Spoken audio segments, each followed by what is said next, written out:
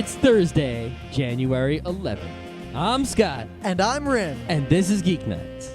Tonight, Geek Thunderdome. Let's do this. So a little while ago, in what is a semi-rare occurrence in the Geek House, meaning this is the first time it's happened in a long time, we had some non-geeks in the house while we were here. And there's not much you can do with non-geeks. I mean, they're cool people. I know them from IBM, and I had a lot of fun with the people at IBM. I mean, it was probably, all things considered, one of my favorite jobs ever, other than obviously when I worked for the government, which was super awesome because you didn't have to do any work and they paid you a lot of money, and no one cared about it. It was great, just hanging out. But, you know, I had fun there, but hanging out with non-geeks, I mean, it's not like they're bad people, but what can I say to them? What joke can I make? It's always not awkward, but there's always this kind of disconnect. Yeah, it's like, what can I say? Well, I can't say you can't hold 10 Pokemon. Yeah, or we showed them some Cowboy Bebop, which they kind of liked. I mean, I've never met someone who I've shown Cowboy Bebop to who didn't like it. And they seemed to like it. They just wouldn't be humans if they didn't like it. Yeah. But there's a joke about Big O. And I make the joke about Big O, and there's a scene in episode 3 where Faye looks at her not her watch, but this bracelet, and she pushes a button on it, and then she says "Showtime," and we're like Big O, and they totally were like, "What?" Though to their credit, they were reminded of Star Wars, and they made a fairly pertinent Star Wars joke. They did. To which I made an equally pertinent Star Wars joke, and they laughed at it, which was good. Yep. Who knows if they actually realized it was a Star Wars joke? No, they did. They did. All There's right. no way they didn't. Unless I can't imagine what else that could have been from. You just laugh when someone says something because you're supposed to. You know, it happens. You do that a lot. Yeah, actually. I do that a lot. Well, yeah. What do you do in a social situation where you're hanging out with someone, you have nothing against them, they're a cool person, but you just have almost nothing in common with them? Like anything you said. That was the other thing, is that we're like, all right, we're eating dinner, we got Chinese food in the living room. What do we watch? We got to watch something. Well, we don't have television. We don't have a movie is too long because we got to get these people out of our house pretty soon. So we can do the show. So, plus, we don't want to bore them. I mean, nothing's worse than going to someone's house and they try to show you something that's 2 hours long that they like that you really don't care about. Yeah, so we're like, what do we got? Cowboy Bebop was the only thing we had. That was the closest thing to something a normal person might enjoy that is even anywhere near our house. Yeah, so it's like we hang out with all these geeks and people all the time, and, everything seems kind of on the level. But then as soon as someone who's even slightly normal comes into the fold, it's like, whoa. It's like, what do you say? It's like the same way they must feel if we go to their house, and they're like, whoa, nerds, man. Like, anytime we started talking about a geeky thing, they just kind of get quiet. And anytime they started talking about, I don't know, something real in the world, we were just like, yeah. Yep. How about that weather? We talked about the weather like 4 times. All right, so it's Thursday. It is Thursday. We'll get to the show in a bit, but we don't really care about the news, so we just kind of picked some random stuff out there on the internet. Yeah, I picked your standard Fark-style injustice story. And I picked it. Well, there was another one that I almost talked about, but I decided that too much injustice, zombies, something. Yeah, swallow. Joke. Yep. Yeah. Mm-hmm. So instead, I just wanted to talk about Cedar Point, and coincidentally, they've re-begun construction. Yes, re-begun. On Cedar Point's new roller coaster, the Maverick. Uh-huh. Now, I didn't care at first. When's the last time we rode a roller coaster? Wildwood? God, at Wildwood, we paid like $8 each to ride this chintzy little wooden roller coaster. It was pretty good, though. Well, here's the Mostly thing. because I hadn't had a roller coaster in a while. Yeah, it's like having chocolate after not having chocolate for a month. I'll say this. It was a piss-poor roller coaster. And even as far as wooden coasters go, it was pretty low on the scale. It was probably the worst wooden coaster I've ever been on. Yeah. But I hadn't been on a roller coaster since the last time I went to Cedar Point, which was when I was in high school. No. It was after my freshman year of college. I went one more time. Yep. So that was a pretty fantastic roller coaster, all things considered. Yeah, the last roller coaster I went on before that one. Yeah, the last time I went on a roller coaster before, the Great White in Wildwood. Oh, God. Was I went on the Superman at Six Flags New England in the summer of 2001. While I'm generally down on a lot of non-Cedar Point places, the Superman gets respect. It was pretty good. It's actually, that is also like the biggest and baddest roller coaster I've been on. Mostly because I don't go in upside-downy ones. Nah. Why? Upside-downy roller coasters are the second best kinds of roller coasters. No, I prefer It goes in this order. The standard 3-hill is the best roller coaster as far as I'm concerned. Followed right away by Upside Downy, followed by Wooden, followed by, well, from there, we have to argue semantics. I'm a big fan of wooden roller coasters, but as long as they're like newer wooden ones, like the ones that go digga digga digga and they're all shaky, not so good. See, but there's some like the Cyclone or the Gwazi that are the high quality stuff, and it's a nice smooth ride and real fast and real fun. And I'm also a fan of, stuff like the Superman, which is badass. See, now here's the semantics that There's a lot of action. I don't like to have it like a long stretch. It's got to be like left, right, up, down, woo, woo. See, hands down, the best roller coaster I've ever been on is still the Millennium Force at Cedar Point.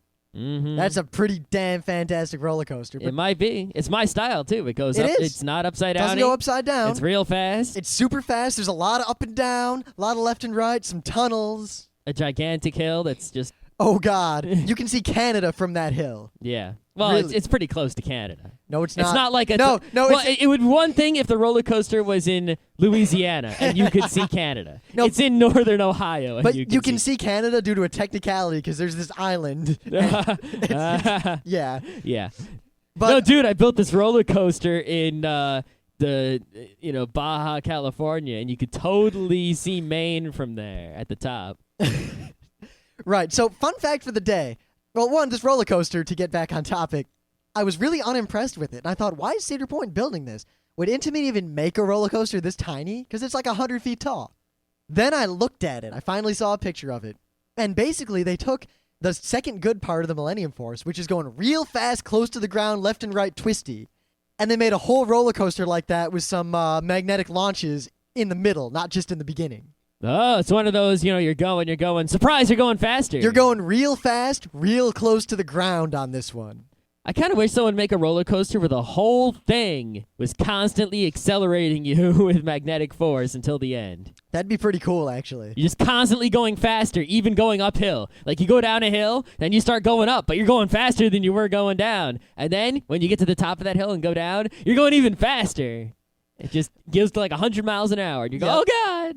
Someday, and then your though, face flies off. Someday, we got to make a trip to Cedar Point one final time. We should do? We should make a roller coaster that doesn't go up and down. It's just a big ring, just a horizontal ring, not a vertical one. And you go around in a circle. But you go around in a circle at like 300 miles an hour. Something Scott, ridiculous. I did that at space camp. It's not fun. Oh, it's got to be fun. No, it's not fun. It hurts. You feel like you're going to vomit, but you can't. It feels like someone has their fist in your stomach. Well, you know how they used to have the upside downy ones that were a perfect circle, and then they made the ones that were sort of like, the little loop? Yeah. And the loop doesn't make you bargle, but the circle does? Yeah. Maybe there's a way you could do that on the ground. No, the issue was the G-forces. They spin you around and you can barely breathe and it just sucks. And you get off and everyone else is like, "Isn't it awesome? I can't wait for my turn." And you just say, "Good luck with that." That's all you. But didn't you see the video? I am interested in that Japanese coaster though. Oh yeah, we'll save that for a thing of the day, or maybe when we talk about roller coasters. Didn't we already? I don't know. I'll tell you what, we'll wait until we actually go to an amusement park, which we plan to do for years and still haven't done. Yeah, someday we're going to go to a real roller coaster park. Like either a really good Six Flags or Cedar Point. Or it's pretty much Six Flags New England because that's the best place within reach, or Cedar Point because that's the best place slightly out of reach. Yeah. I mean, if we go to a water park, we'll either go to Six Flags New England because it's within reach. See, this is the problem. I love the Schlitterbahn, which is out of reach. I love roller coasters. But I don't love them enough to put significant effort into getting to them anymore. Yeah. Cedar Point is worth the $60 to get into me. It is not worth going to Ohio from here. You know what they should really do is like instead of having amusement parks, come here and there are a bunch of rides. Why can't there just be like I go down the street, I see a supermarket, I see a Blockbuster, I see a roller coaster. And then if I want to ride the roller coaster, I walk up and I pay $5 and I ride the roller coaster. Well, where I grew up, in Michigan, there was Lakeside Mall. And inside of Lakeside Mall, in the middle of this 2-story mall, one section was blocked off, all like the whole 2 stories vertically. And where the store would be, there was big glass window going all the way up and down. And inside of there was a small water park. with a few Small water slides. park, wow. The slides went like around the Because mall. I've been to malls that had Ferris wheels, real fancy Ferris wheels. And No, I've been no, to no. malls. I've been to malls with carousels, real fancy carousels. This thing had a water park with water slides where the tubes were like kind of like they ended here in this big pool. You could see people like come in, and there's like a translucent one that went across the top.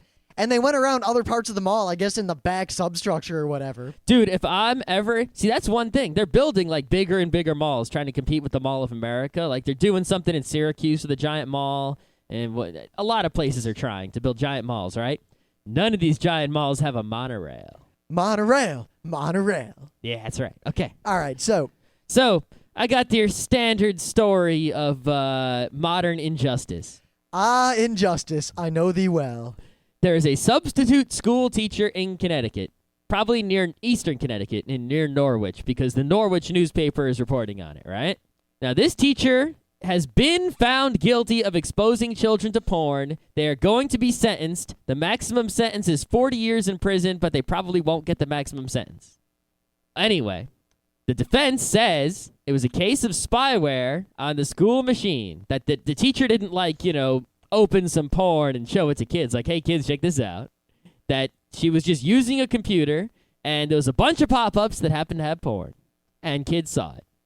The school They had content filtering software, to filter out porn, but the license was expired. Huh. According to another article, computer expert Herbert Horner, who I trust, who performed a forensic examination of the computer for the defense... All right, he had a class on that. Katsu took it.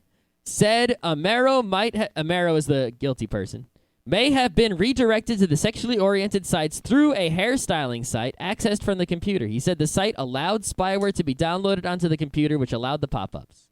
According to one source, only one source, so who knows, the trial judge was seen falling asleep during proceedings and made comments to the jury that she wanted the case over by the end of the week. Now, I wish that I didn't believe that outright, but I've been to some trials where the judge obviously didn't give a shit. It was also reported that the judge attempted to pressure the defense into an unwanted plea deal in place of a trial. The defense attorney moved for a mistrial shortly before closing arguments Friday based on reports that jurors had discussed the case at a local restaurant. The detective in the investigation admitted there was no search made for adware, which can generate pop-up ads. Was justice done here? A bad spot? I'm just, you can read the article. There's only like one sentence left. All right. While and then the local newspaper is like, yeah, the local newspaper is kind of against this defendant. They're like, this is bad. You shouldn't be showing porn to kids. We need to, All right, so we're not arguing that showing porn to little kids is a good thing, especially in school. Well, I mean, I personally do not have a problem with little kids seeing naked people or naked people doing it. If I had kids and they saw porn, I'd be like, meh. I would be like, that is pornography.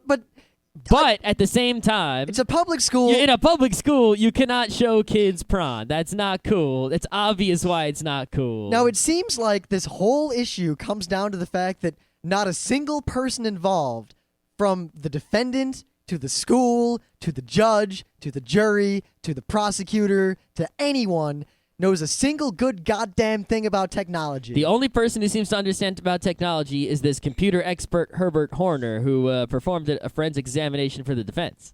And why that didn't help convince the jury, I don't know.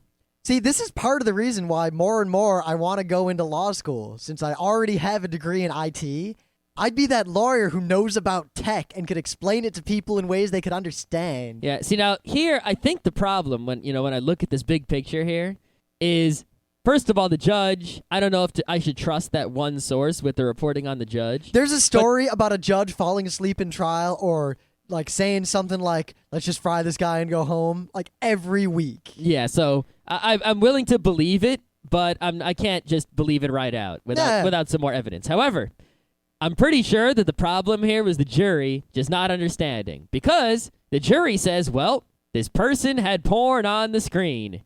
Kids saw it. The person was using the computer. That they don't understand anything more than that. Yeah, I mean, seriously, what if the same situation happened, but it was some kid in the local high school who hacked in and used some sort of screen control thing and popped up a boob? Ah. Now what? It was on the screen. Send him to jail. Mark him as a sex offender, then cut off his balls. All right, high school kids, this is what you got to do. If you got a teacher you don't like, all right, go and use their computer and install VNC server on it. Scott, do you know how many times in my high school someone would make pornography suddenly appear on a whole bunch of PCs? Then go and connect to that computer and how many of open those up, times I was involved? open up the most porn you can possibly find. Like, make a website that opens up, like, automatically with pop-ups, a bunch of other porn sites. And then make your teachers go to it while you're looking, all right, while someone else is looking. Like, you got to have a tag team where your friend is sitting with the teacher and you connect to the computer and make the porn open up. And then the kid's got to be like, oh, why are you looking at porn, OMG? And then have that kid report the teacher, and you can get rid of the teacher. Yeah, I'm really glad that our legal system allows this to happen. Yeah. I'm real glad that this is an option to me. Another thing I just want to point out really quickly, this is yet another reason on the heaping pile that no public education system should be permitted to use non-free open source software, etc. Yeah, this couldn't happen in Linux. If it was a Linux machine, which would have saved the school system a lot of money, then kids wouldn't be able to look at porn, teachers wouldn't be able to look at porn, there'd be no proprietary software, so the content filtering license could not have expired, there would be no spyware, no one could have even done this by accident, there would be no question. Yeah, it'd be obvious that the teacher had to have done it on purpose at that point, or someone had hacked in and extraordinarily set them up. Yep. If I ever have kids and send them to school, you know how I could tell the good schools? They'll be running the Edubuntu. I don't think many schools are running Edubuntu. Ubuntu. Edubuntu? Ubuntu. How do you say Edubuntu? Edubuntu. I don't know. Edubuntu? I don't know. I kind of like Edubuntu. Yeah, but it's education, so it should be Edubuntu. It could be. Yeah. I don't know. I like saying Ubuntu. Anything before that is fine. Fair. Zubuntu? Kubuntu?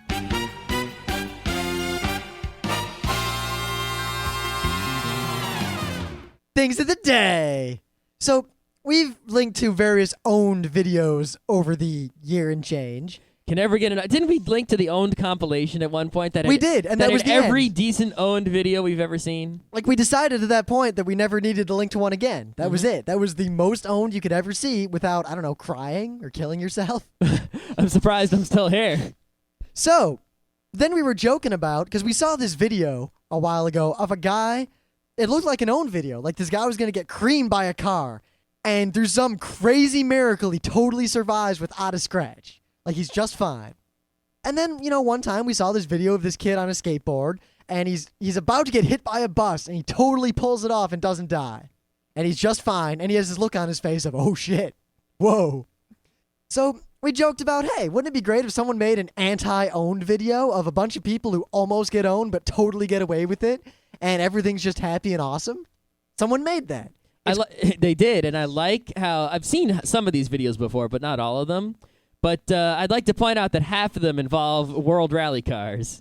Yeah, little note. If you're ever at a World Rally, I know it's cool to stand in the corner right in front of where the cars come, right where the cars will crash. Well, I mean, it's not really, if you're at a rally race, I mean, these cars are driving down a hill, usually, and it's all windy roads, so it's not like a racetrack that's a circle where you can sit and the cars keep coming by. It's like Initial D. You got to stand at the corner, like the critical corner. And you look down the hill as the cars come right at you. Then you get out of the way, and you watch the car go around the corner, and then you chase the car down the other side as it goes away. There's no safety. Like, some people are smart and they stay back a bit, but a lot of people just stand, like, right there. A lot of people will run out into the road, then they get out of the way, and then they go and they chase the car as it runs to get the maximum time watching the car. Now, these people are colloquially referred to as idiots. They are indeed. See, in Initial D, it's much better to watch the rally on television. Yeah, or just watch Initial D. Or just watch Initial D. I mean, or play Initial D. There's the Initial D arcade Or to game. drive in the rally. That's really the best way.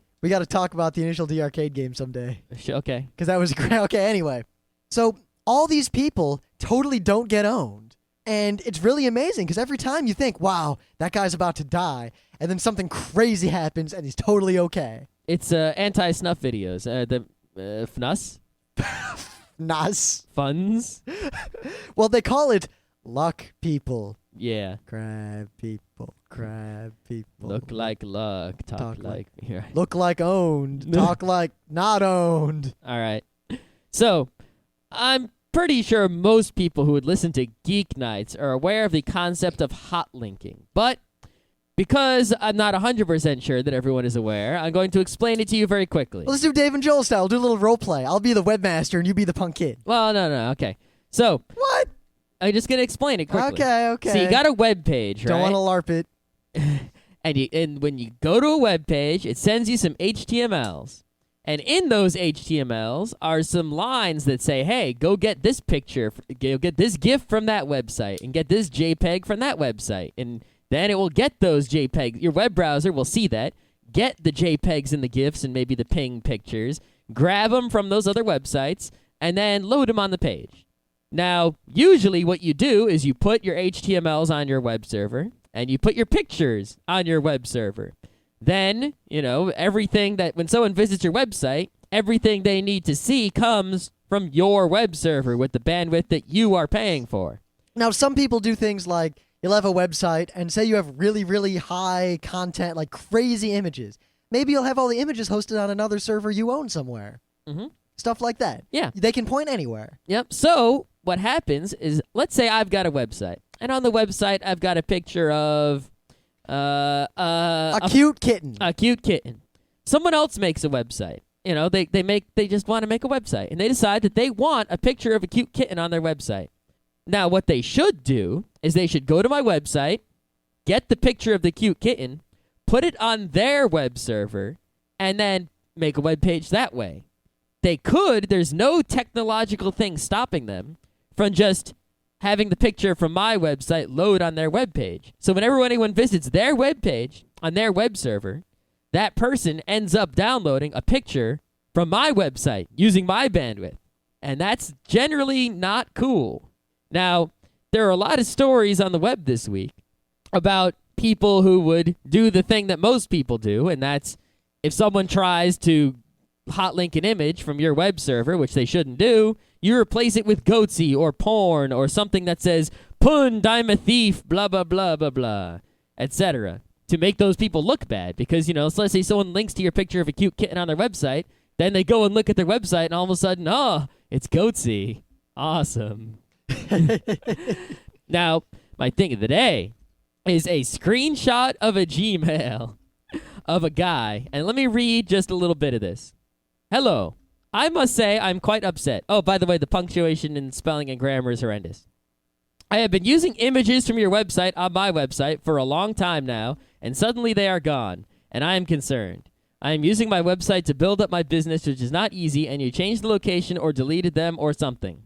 My concern is that if you do not upload the images again, I might have to contact my lawyer, as I am using these images for the purposes of advertising.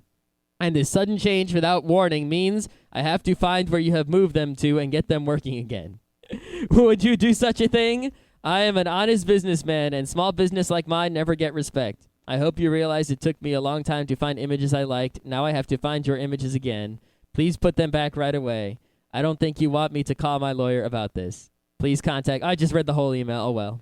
All right. I think it's safe to assume, and correct me if I'm wrong, I don't know if this is an ordinary claim or an extraordinary claim, but I don't think that kid has ever even seen a lawyer. No. Let alone has a phone number of I don't a lawyer. think it's a kid. I think this is actually, if this email is real. Oh, no, it's probably like some 40-year-old guy with a... It's probably like some small business owner who doesn't know shit about technology. And...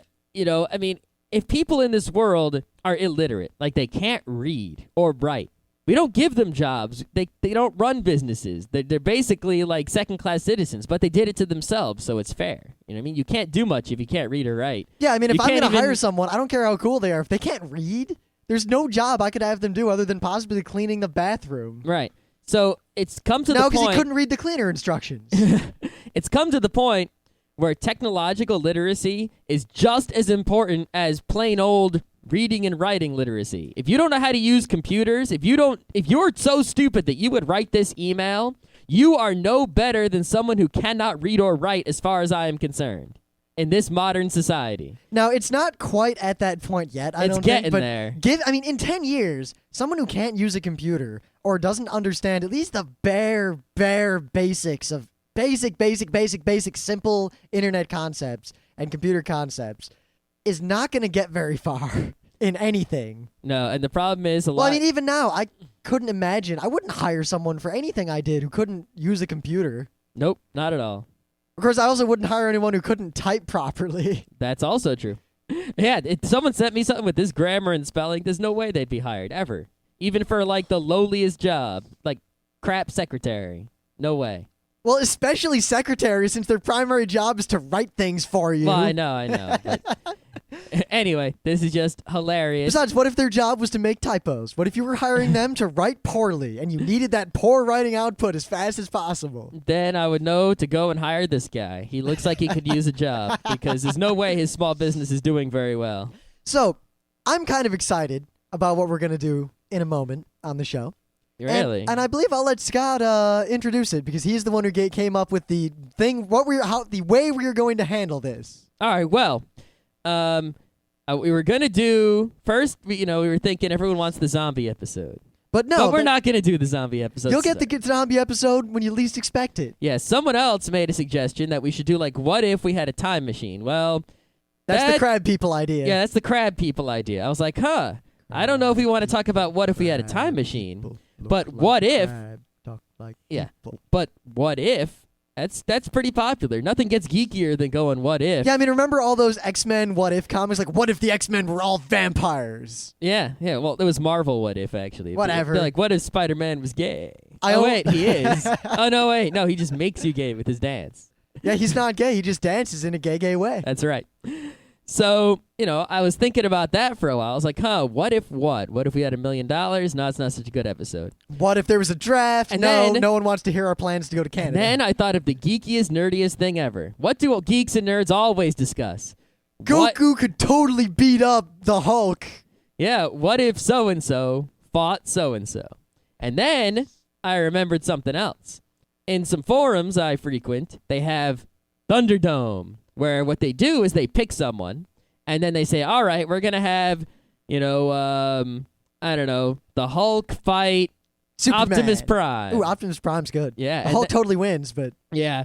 And then they go, okay, and everyone votes, and whoever wins stays in, and the other person is out. It's Thunderdome. One man enters, one man leaves. So, as Thursday is Random Geek Talk, there's nothing geekier than doing Thunderdome, and I think it's going to entertain you. It's going to be a lot of fan service. So I drew the short straw, meaning I get to pick the first person. You said you wanted to go first. You didn't draw a short straw. In my head, I drew the short straw. There was only one straw, and it was already in my hand. All right, so Rim is going to pick someone, and then I'm going to pick an opponent, and we will then discuss and eventually agree upon who would win in a fight with no weapons in a coliseum that they cannot leave. And also no hazards or traps, and or items. Yeah, in fact, we'll assume that it occurs in effectively like a football stadium. Yes, it's a football stadium. There's grass and dirt. There's a force field, so you can't leave it, but it scales to be as big as whoever needs to be there. There are no items or weapons, and there's sunlight, because I know that affects some people. Yep. It's Earth. It's not. There's a yellow sun. What else could possibly affect the deal? Gravity's normal, air's normal, standard Earth. Yeah, you can't run out of air. You don't get any tools unless they're like part of you. So, for example, Lion-O would have the Sword of Thundera, and Panthro would have his nunchucks, and Optimus Prime would have a laser gun. But Spike Spiegel wouldn't just have a gun. No, he wouldn't, because that's not part of Spike Spiegel. But Lupin would have a gun. Yes. And so would James Bond would have a Walter PPK. Or even Jigen, who would have possibly the same gun. Yes, and, Goemon would have his sword. But you couldn't be like, oh, well, Goemon could go get an anti-tank rifle. No, he couldn't. He only has that sword. Now, the only other thing we have to bring up is that sometimes people playing this game suck at it. You see, I'm going first, so I can't be like, the Hulk, Juggernaut, God, Galactus. Yeah, see, the thing is, if we just tried to win, that's no fun, because I'd just be like, oh, I don't know. Yeah, it's a lot more like Honk Bag. You're trying to make it last as long as possible. Right, so to make this more entertaining, we got to start small. So I decided... Rim has been keeping a secret what he's going to start with, but he thinks it's a really great idea. I think it's a great place to start. It's a good starting point because it's someone that I could beat up. All right. So, Glass Joe. Glass Joe. From Mike Tyson's Punch-Out. You're going to pick Glass Joe. I'm going with Glass Joe. He's my man. You're going with Glass Joe. You know what? I could say Little Mac because that would just be I win. Yeah. You could also say the Kaiser, and you would just win. But I'm going to pick something funnier. Uh-oh. Gabby J. Gabby J. Gabby J beat Glass Joe in one fight, one time. Therefore, Gabby J is the winner. The fight already happened. Plus, Gabby J is like a few years younger than Glass Joe, I think. All right. That ends that one. All right, that's So who's easy. going to fight Gabby J? See, now, I'm on this trend now where I keep going with boxers or something, but no, I got to do something different from that. All right. I'm going to have to go with Mario. Mario versus Gabby J. That's tough. Yeah, because Mario's pretty damn resilient. Mario can't get any items. So you just said Mario. You didn't say Super Mario. Ah, shit, no, I didn't. Therefore, it must be the Mario from the original Mario Brothers and not Super Mario Brothers. All he can do, there's no items. He can't hit the POW. All he can do is jump. He can hit Gabby J from under, maybe, but how's he going to get under the boxing ring and hit him from under? See, here's what he might be able to do. He runs up to him. Gabby J has trouble punching him because he's so freaking tiny. It's true. And Gabby J is pretty inaccurate with his punches. And then he jumps. The only one worse than him is Glass Joe. And then he jumps straight up and hits him in the chin with that brick-breaking head of his. Yeah, the thing is, that'll kill you in the original Mario Brothers. If you touch the other opponent with your head. You have to hit him from under. It might be a double suicide. I think, I don't know. This is a tough call here.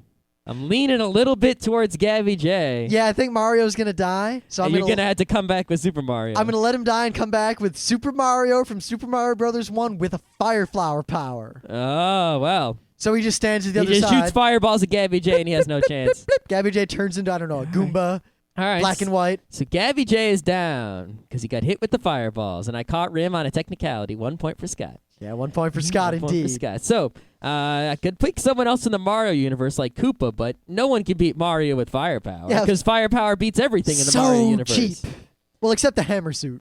So let's see. We're going to stick with the video games. Yeah, because I can jump. I can break bricks with my head. My head's real strong. I can jump on I got to pick something harder than bricks. Nothing's harder than bricks. Who can withstand fire? Aha! I will pick Fireman from Mega Man 1. It's a tough call. Because freaking Mario gets punned by fire, and Fireman is pretty much immune to fire. He just got fire coming out of his head. But I don't know, he's not... And Mario tries to jump on Fireman. He'll burn his feet. You can't beat Fireman. He's a robot. All right, what is he going to do? Shoot fireballs at him, jump on him. There's no bricks. What can Mario do against Fireman from Mega Man 1? Well, he can keep shooting fireballs at him. Hopefully, he'll eventually get too hot. And I know it does so little damage, and you need to hit Fireman so many times, like 50 times. Fireman would only hit Mario 2 times. But and Fireman shoots a lot of fire. But Fireman's not that mobile. He's used to working in a He jumps all around. Yeah, he's used to working in a really small room with a bunch of walls right there. What's he going to do in an open field? What's Mario going to do in open field when there's fire being shot all over the place? He can't dodge. He can't jump very high. He can jump. He doesn't have the mobility of Mega Man. He has more mobility than Mega Man. Mario can jump higher, faster, further, with greater effect. But the thing is, even Mega Man fighting against Fireman, first of all, Mega Man has better weaponry. He's got like bubble shots and whatever water guns he needs. He's got Iceman's weapon in Mega Man 1, right, to help him beat Fireman. Not true. And Mega Man also can take a lot more than 2 hits, and you will take 2 hits fighting Fireman. Almost guaranteed. And it only takes 2 hits to take Mario out. That's right. I think Mario would lose that fight. I think he would. He would need a star. Then he could win. All right. Oh, well, in that case, since I'm looking at it right here, I'm going to jump a bit. I'm going to have to jump a bit to make this awesome. All right. Edward Elric from Full Metal Alchemist would totally kick Fireman's ass into the ground without a second thought. Somehow I think that's true, because he would just Fireman's not a human. He's a robot. So you could totally just use the alchemy on Fireman and just discombobulate him and it's over. Or you could just surround him in an ice cube. He could drop a rock on him, transmute some water into ice. You know what I would do? No, here's what he's going to do. He's going to stand at the far end of the football field, transmuting dirt into Mega Man pellets and throwing them. But Mega Man pellets are made of energy, not dirt. It's tough. He turns it into energy like plasma with his alchemy and people from World War I. I guess. Okay.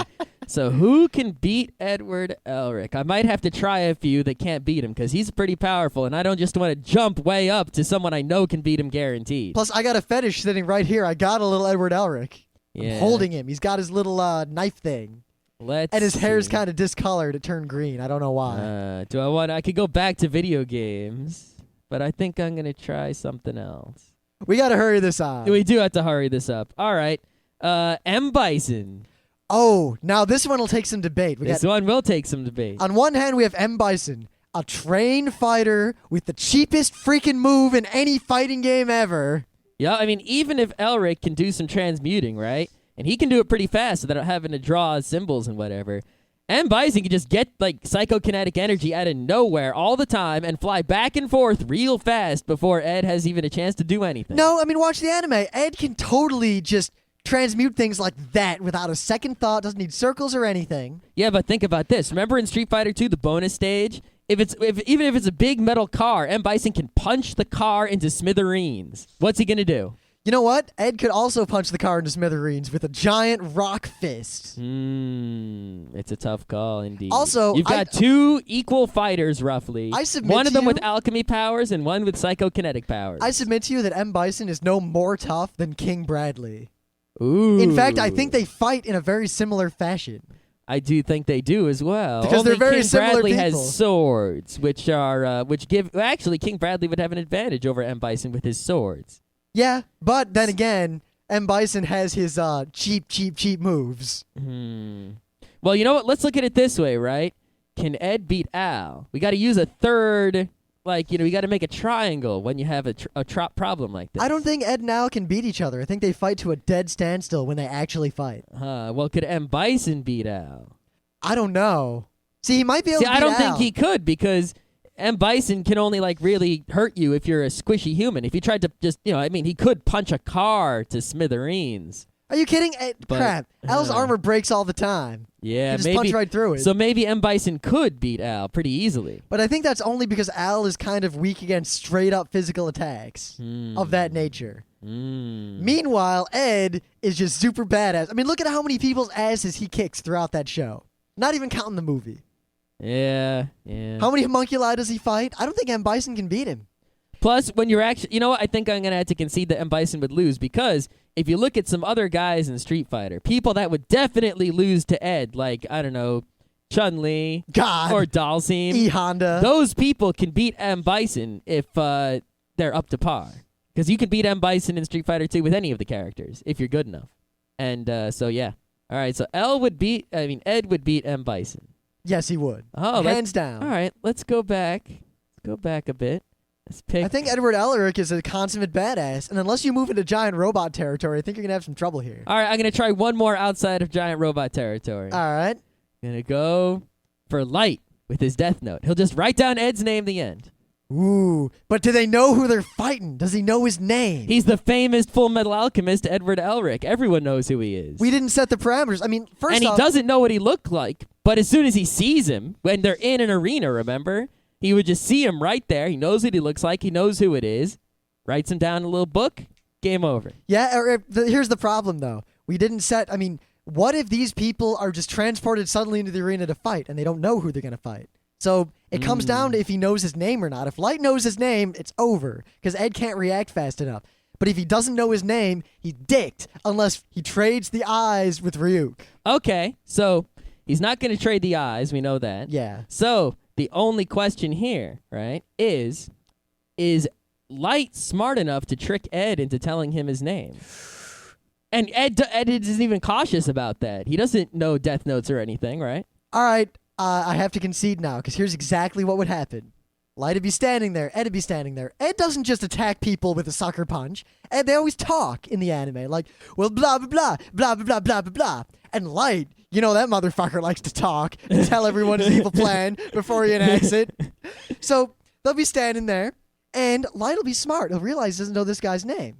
But while they're having their banter, he'll probably notice that this guy's short. He'll probably determine that a lot of his attitude comes from the fact that he's short and he's mad about it. That it's a sore point for him. So he'll say something dismissive like, "Who's this pint-sized piece of shit?" And then Ed will, in classic fashion, say, "Who are you calling a pint-sized bean? Blah, blah, blah, blah, blah, blah, blah, blah, blah. I'm Edward Elric, the Full Metal Alchemist. I'm going to beat your ass into the ground." And while he's going on his tirade, he'll just write his name down. Yep, game over. All right, so now I'm going to give you a hint on how to beat Light. You need someone either who is concealed, such as being in a giant robot or something like that, or someone with a secret identity, or else you're going to have no chance. Well, see, I got two candidates here, and one of them is clever, and one of them is cool. All right. I'm not going to use either one yet. I'm just going to say that Rorschach from The Watchmen. Ooh, that is an excellent choice. Rorschach would just walk over and snap at Light's neck without even thinking. That is true, and Light wouldn't know who he was. Rorschach wouldn't. Whatever. Rorschach. He wouldn't be able to do, you would just beat him up. Light can't hold himself in a fight very well. He's all all about the thinking and Plus, other look such. at the things that Rorschach does in that comic. Rorschach could probably take like 40 bullets and be just fine. Now, my funny answer is Ryuk. I'm not going to talk about L because we read the manga. We know exactly who would win that fight. Yeah. But yeah, you know what? I'm going to go with Rorschach because Rorschach just walks over, snaps his puny neck. And that's the end of that. And now Rorschach's got a fucking death note. Yeah. Oh, no, it doesn't. I don't think he gets to keep it. Okay, yeah.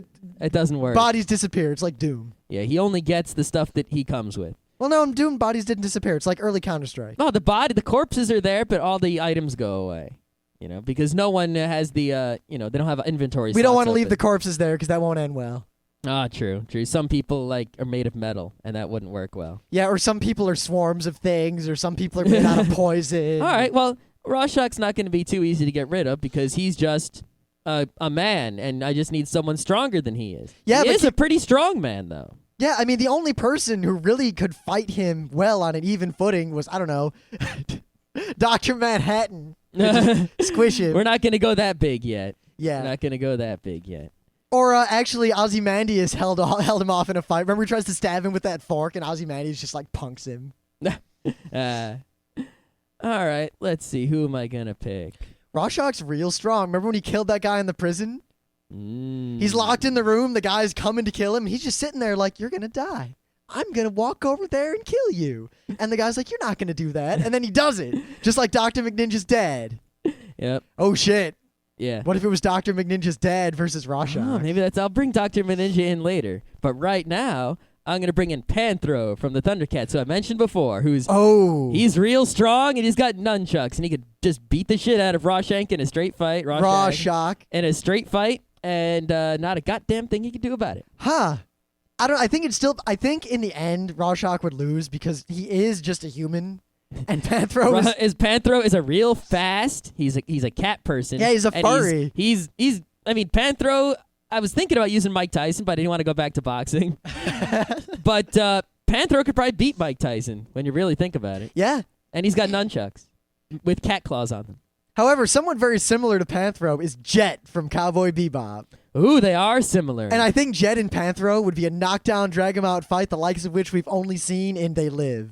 That would be a tough call because nunchucks versus metal arm. Yeah, Jet is real freaking strong. He is, but I think Panthro might still win that one. I think Panthro would win in the end, but he'd be bloody and it'd be like the final and then he's standing there barely alive. So Panthro's still standing. Yep. Now Lionel could just kill Panthro anytime he wanted, so I'm not even going to think about that. Chitara would just seduce him and then break his neck Bond style. James Bond would probably just stand at a distance and shoot him a bunch of times. Oh, you're going to do that? But would bullets work? James Bond... Panthro's not immune to bullets, no. No, but James Bond uses that tiny-ass little pistol.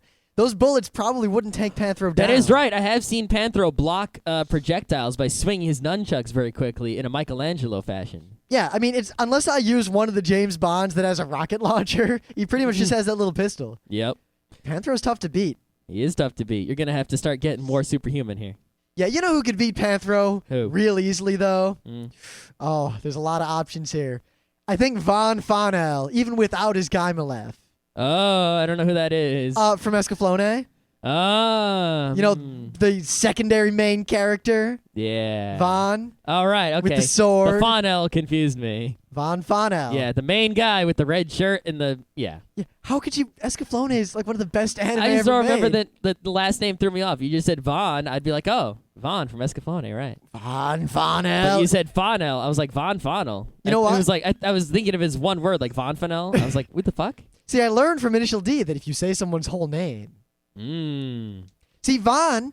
I'd love to bring Initial D into this, but we already determined that M. Bison can punch cars to smithereens, and he was way back, so Yeah, Takumi would just come with his car, but it wouldn't matter. it wouldn't matter. So Yeah, Von Fonel can pretty much kick anyone's ass with a sword. he does. He has a sword, and Panthro's got nunchucks. It would be tough, but Von kills dragons without a Gaimaleth. that is right. And the best Panthro can't even beat up mummies. In the so- first episode, he was trained by Bargus. Yep. What was that guy's name? Balgus? I don't know. I don't remember the guy's name. Don't Anyway, ask he was me. trained by a consummate badass. Kills a dragon in the first episode. Panthro's got no chance against that shit. Panthro's not a dragon. All right. Panthro's just a cat boy with an awesome voice. That's right. Who can beat the sword of Von Fonel? That is a very quality sword. We're going to have to probably pick the greatest swordsman ever. Who? The greatest swordsman ever. Yes. I can think of like 5. There is only one greatest swordsman ever. You're stalling for time. Nope. I've already thought of it. Okay, who? The Dread Pirate Roberts. Von might win just for the fact that he usually cuts through people's swords and then through the people. That is true. Von is just crazy fast and powerful, and while the Dread Pirate is probably the best swordsman ever, he is human in the normal sense of the word. But he is so cunning and guile. Yeah, Von's not very smart. No, he's not. He could totally fool him But with some cool trick about poison in a cup. Well, you know what? Even if Von couldn't beat him, Alan Shazar from the same anime would just kill him with the sword like that. Oh, yeah. Alan is almost as sword skilled. Alan is smart against everything in the world except women, whereby he acts like a jackass. So, I'm going to take it up a notch. You ready? Uh-oh. You ready? Alan Shazar, right? Weak against women? Yeah. We're going up. We're going to have to start using people with more powers now. You can use Pris. No. We're going to use Makoto Kusanagi. She wins. She wins. God damn. She's invisible. She's got guns. She's cyborg. You're done. Not only You're would gonna she need to kill take him, it way up. But after she killed him, she'd be like, why doesn't he have a cyber brain? What's up with that? So you're gonna need to be like, we're already way above Spider-Man levels here. We need to God, I mean, the Major can kill pretty much anyone in the Ghost in the Shell series. Yeah. Anyone. I mean, anyone, she can only really be stopped by tanks and people with even people with serious battle armor can't beat her. Now, bear in mind, Scott said tanks plural, because we know very well that one tank is no match for her. Yeah, that's the end of the first movie. Yeah. One big tank doesn't win. Not at all. So, yeah. All right. You're going to have to bring out something big now. God fucking damn, the Major. I mean, I thought, Alan Shazar in Scheherazade, but no, the Major would just, punch through the front and rip his face off. Yep. She wouldn't even think. He'd try to stab. Hell, even an Ava. I was about to say. Ava is a tough fight against the Major. I don't know how you beat me to it. I was going to say an Ava. I was going to go there. You're going to go there? Because first I was going to go with Gasaraki. But, who? See, the regular robots in Gasaraki from the early part of the show, the Major would just destroy. Yep. I mean, regular commandos can take those things out. Mm-hmm. But a whole fleet of them, but I don't think we're going to allow teams. No teams. What about the other Gasaraki from later in the show, the actual one? Because that thing's organic and shit.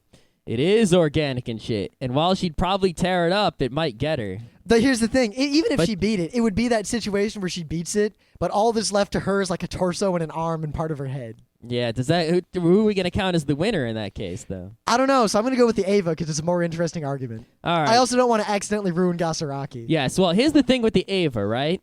If the Ava is up and about, right, she could probably hide from it being invisible. Until it runs out of power. The Ava can totally find it. It's got scanning and shit, and they've got crazy technology and nerve. They know where it is. They know when angels are coming from far away, they can find one invisible cyborg. Yeah, and the Ava definitely comes with Nerve, though Nerve isn't in the battle. Nerve is in a separate screen talking to the pilot.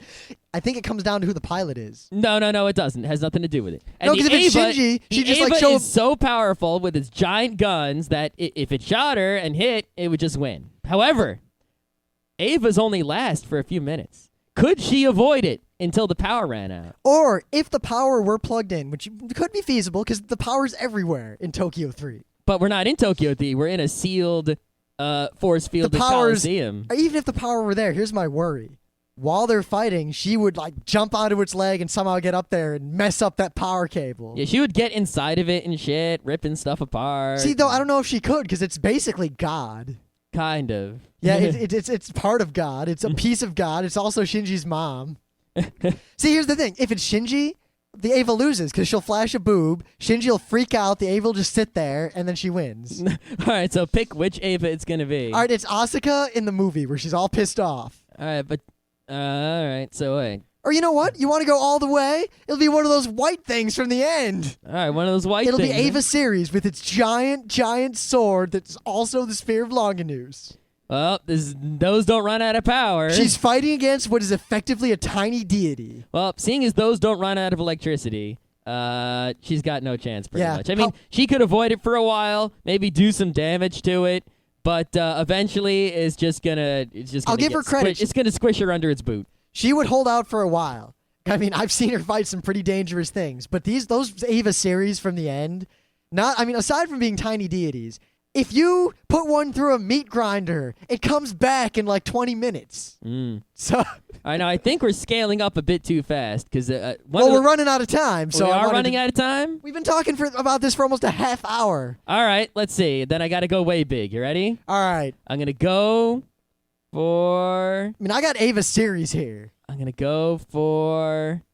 Oh, what's that anime with the that was made by the Slayers guys in space? Lost Universe? I never actually saw Lost Universe. Me either, but they had a ship with the Jew gun. Nothing's gonna beat Neva but that Jew gun. See, while the Jew gun would probably take out your ordinary run-of-the-mill Ava, this is Ava series. I think the Jew gun would still win. I mean, it's in space. The thing can't get up there. Yes, it can. Ava series has the Spear of Longinus. They all do. Remember the episode where they throw the Spear of Longinus into space and take out that angel that's actually a space station? They just do that to that spaceship, and that's the end. I don't know, but the space station gets shot off in the Coliseum. Oh, that's right. We're not in space. We're in a Coliseum. No, fine. The space station could be in space, orbital bombardment. It doesn't matter because it'll stand there. It'll throw the spear that turns into the Spear of Longinus. That thing can go into orbit from Earth, as we saw, go right through the space station, turn everyone into goo. All right. Well, there's no way that could be the most powerful thing there is. There's got to be something better than that. I can think of one thing more powerful than that. I got something. You ready? Who's that wizard from the Forgotten Realms? Oh, shit.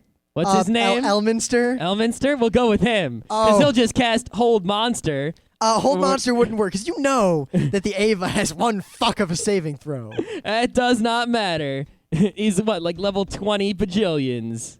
I forget the canon level, because it used to be he was just effectively a tiny god, but with the advent of Third Ed, they gave him epic levels, and they defined all that stuff. Yeah, I mean, he could just cast freaking Disjunction on the lands of Longinus or whatever. All right, yeah, he would cast that, but the explosion might kill him. No, because he would just teleport away somewhere he wouldn't die. Here's the thing. While he is super powerful, and while he has the essence of the goddess Mystra in him, and he's the chosen Mystra and all that business, he's also really, really old. He's a frail old man. He is held together by magic and bits. But he's got feats like Quicken Spell. The Ava couldn't even act before he dismantled it with magic. Yeah, but think about how little damage those spells do. A 20d6 fireball. He could just cast Wish. You know, Wish isn't really that powerful. It's powerful enough to get rid of one bad guy. No, because a Wish alone does not destroy the Tarrasque. This is... Okay, the Tarrasque. All right, you know what? The reason I brought up the Tarrasque is because the Ava series could beat the Tarrasque without even trying. What? No, not even a chance. Are you kidding? The Ava series is so powerful. Once again, tiny god. The only way to destroy... as far as we know, there's no way to destroy it straight up. You have to do something special. What are you talking about? They half of them got their heads smashed in by the other Avas. Yeah, and you know what? They all came back. I just ruined part of the movie, but it doesn't matter because that movie sucked. All right. They come right back. You got to kill them with something special like the end of the world or some crazy thing. The Tarrasque, all it would do, again, is beat the hell out of it and then stick it with the Spear of Longinus. Okay, well, you know what? I was going to go with the obvious, ace in the hole, which is always Galactus, because he just eats the whole world and everything on it. Yeah. But I'm not going to do that. I got a better idea. Where are you going? I'm going to get my buddy from the bottom of the ocean, the Great Cthulhu. Fuck you. That's right. I thought you I was could nuke Cthulhu 6 times. It don't mean shit. He come back. He might be dreaming for a while. The battle might last a while the Avas wait for Cthulhu to come back. But when he does, one tentacle and you're done. It's all over. See, now, if there was a human piloting this, then it'd be over immediately. Just go insane and die. They'd see it and be like, Well, isn't the Ava biological in some way? It so is. Wouldn't it go insane and die? No, because the Ava series, remember, is not. It's got a dummy plug in it. The dummy plug would go insane and die. See, here's the thing. Remember, it's not a human biological. It's deific. So while it is definitely not as, it might be marginally as powerful as Cthulhu. It might be close. Because Cthulhu is not really a god. He's just a priest of a god who is... That's right. If Cthulhu goes down, you know where I'm going next, right? I know where you're going next, but here's the thing. A fight between Cthulhu and an Ava series, I think they're on close to equal footing. And as long as the person inside of Ava series or the dummy plug can resist going insane and dying, I think... Because remember, nukes can't take out Avas. Nukes can't take out angels. This thing is an Ava angel. Yeah, well, here's the thing.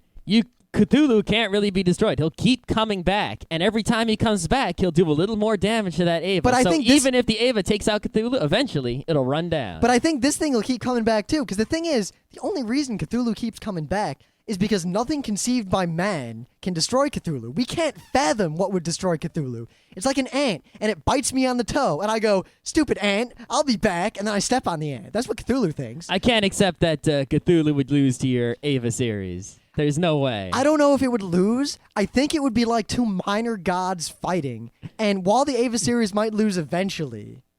I think it would lose in the end, which is what matters. But once again, the Spear of Longinus, the fact that this thing is part deity, and Cthulhu is... if it's got that spear, that could be tough for Cthulhu. See, that's the thing. The Ava series... But could Cthulhu... All right, but is it good at handling the spear? Cthulhu could block it with his tentacle. I don't know if anything can block the spear. He's got a tentacle. He could totally grab it. I mean, it's basically a piece of a deity wielding the only thing that has ever killed a deity. And it's fighting a priest of a deity. So I think you're going to have to go to your Trump, which I have nothing to say against. Oh, well, my Trump isn't going to be what you think. You thought I was going to say something like Azathoth or Nyarlathotep. I expected Nyarlathotep. Or Yog-Sothoth. I really expected Nyarlathotep. But I'm not. Because he would just blink and the Ava series is gone. That is not where I'm going. I'm going to the flying spaghetti monster with his noodly appendage. Actual deity. All he would do was reach down with his noodly appendage, touch it, and it's gone. No, it wouldn't be gone. It would convert. It would join him. It would join him. Which, if the only being that is immune to being converted is a priest or a nun. According to that flying spaghetti monster game, yes. So it would turn into a pirate. A tiny pirate.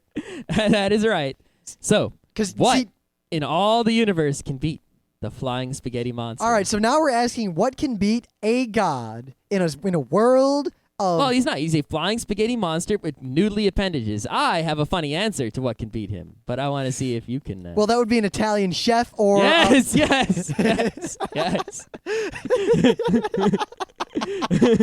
Or I would have said Mario, because they like the spaghetti. That is right. So which one of those are you going to go with?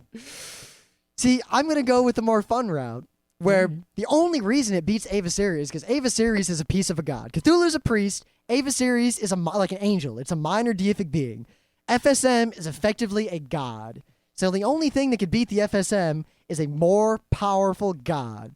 And Yahweh, for all his whatever, isn't actually that great. He was just some minor... Well, we've been talking about creatures of fantasy the whole time, so... But he's this minor Judaic god among all these other gods that the Jews worship. And he just kind of had an arrogance complex and wanted to be the only one worshipped and whatever. So he's not that great. He just won by trickery and bullshit. Who could beat the FSM? I know Thor has a mighty appetite, and Thor is a major deity, and Thor's got that hammer. Now, I'm not talking about Marvel whatever Thor. I'm talking about Thor, the god. It's the same Thor, actually. The Marvel Thor is Thor. All right, if the Marvel Thor is Thor, then how come there is ever a question? How come there is ever an issue where Thor disagrees with anyone and they are not turned into goo by his hammer? Because the problem is the way they do Thor is like Thor doesn't have his own body. He always possesses whoever picks up the hammer. That's I'm the way not. they do I'm it. not talking about Thor's avatar. It's not Thor's avatar. It's if you pick up the hammer, the Thor possesses your Scott, body. that's what an avatar is. That's when a Eh. god possesses a physical body in order to. But then your body is like transformed into Thor's body, which is the equivalent of as if Thor had his own body. But it's not as powerful as the raw essence that is Thor. That It needs is. no body. The only difference is that in the back of Thor's mind is that original person thinking on their own outside of Thor. It is Thor basically through and through. No, but it because- doesn't really matter. It doesn't matter because we're talking about Thor in general. Yeah, you know what? Fuck Thor. We're going right to the top with Odin. Odin versus the flying spaghetti monster. Odin would just destroy him. He would ride Sleipnir into battle and fucking cream him. There's no question that Odin would win that battle. Odin is mighty badass.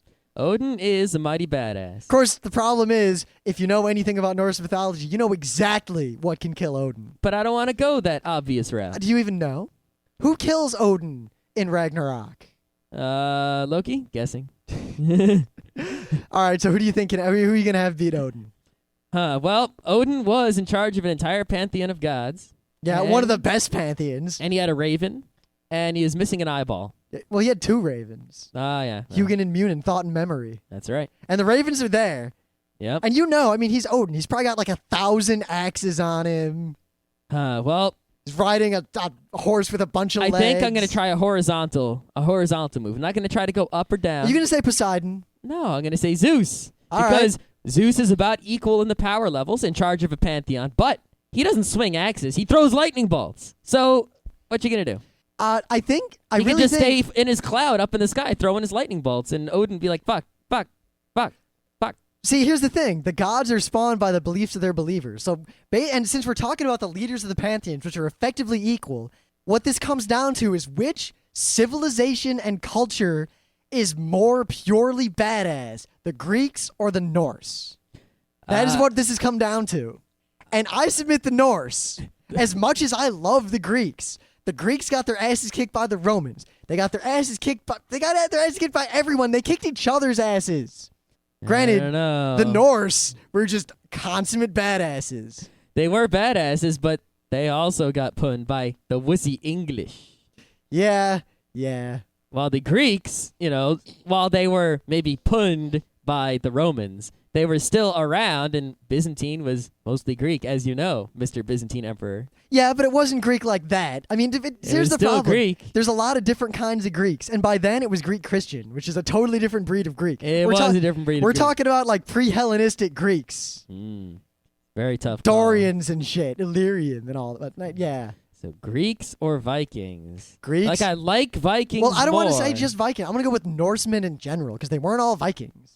So it's Hagar the Horrible versus Plus, remember, Hercules. the Norsemen, as people know them, came way later than the Greeks.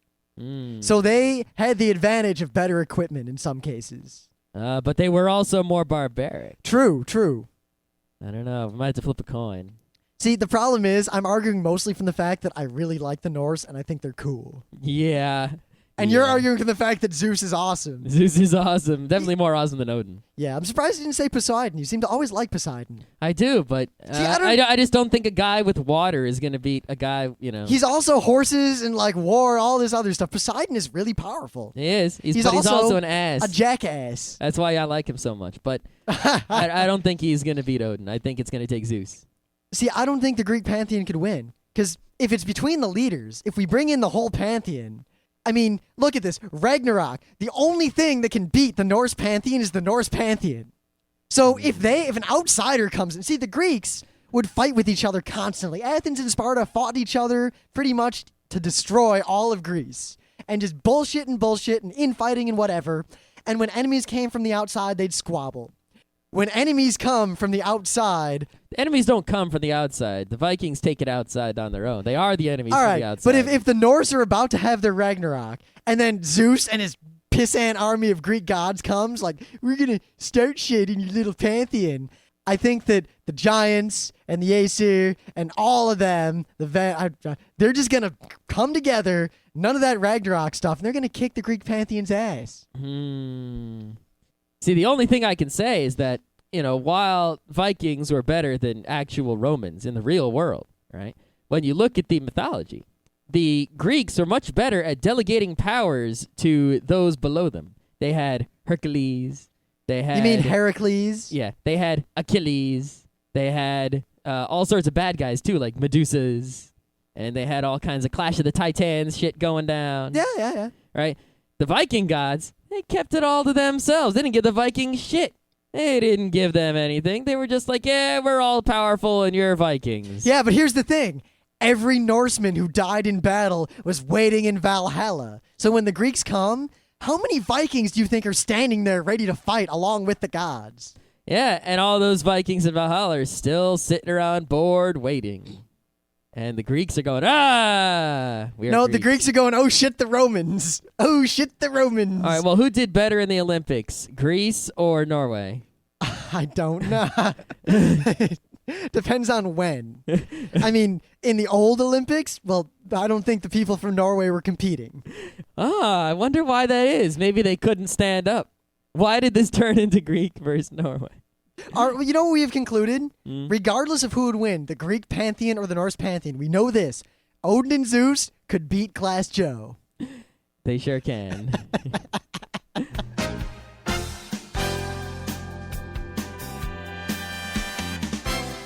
This has been Geeknights with Rim and Scott. Special thanks to DJ Pretzel for the opening music. Be sure to visit our website at www.frontrowcrew.com, where you'll find show notes, links, our awesome forum, a link to our Frapper map, and links to all the RSS feeds. We say feeds plural because Geeknights airs 4 nights a week, covering 4 different brands of geekery. Mondays are science and technology. Tuesdays, we have video games, board games, and RPGs. Wednesdays are anime, manga, comic nights. And Thursdays are the catch-alls for various rants and tomfoolery. You can send us feedback by email to geeknights@frontrowcrew.com. Or you can send audio feedback via Odeo. Just click the link that says Send Me an Odeo on the right side of our website. If you like what you hear, you can catch the last 100 episodes in iTunes or in your favorite podcatcher. For the complete archives, visit the website, which has everything. Geeknights is distributed under a Creative Commons Attribution Non-Commercial Share-alike 2.5 license. This means you can do whatever you want with it as long as you give us credit, don't make money, and share it in kind. Geeknights is recorded live with no studio and no audience. But unlike those other late shows, it's actually recorded at night.